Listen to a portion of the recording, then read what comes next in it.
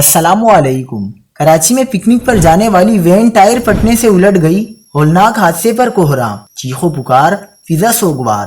کیا آپ حالات حاضرہ سے آگاہی حاصل کرنا چاہتے ہیں؟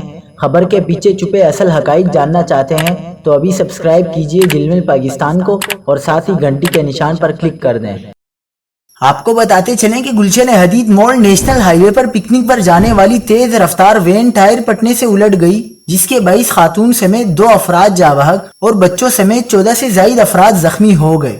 حادثے میں جاں بحق اور زخمی افراد کا تعلق ایک ہی خاندان سے ہے اور متاثرہ افراد کورنگی سے ٹھٹھا کرلی جھیل پکنک پر جا رہے تھے۔ زخمیوں کو فوری طور پر جناح اسپتال منتقل کیا گیا۔ F H O Steel Town Iftikhar Arai کے مطابق حادثے میں جاں بحق اور زخمی افراد ایک ہی خاندان سے تعلق رکھتے ہیں اور کورنگی کے رہائشی ہیں۔ وین کا پچھلا ٹائر برسٹ ہوا، جس کے سبب وین الٹ کر درخت سے ٹکرائی۔ ان کا کہنا تھا کہ متاثرہ وین میں بچوں اور خواتین سمیت تقریباً 18 افراد سوار تھے۔ حادثے میں زخمی ہونے والی ایک بچی کی حالت تشویشناک ہے۔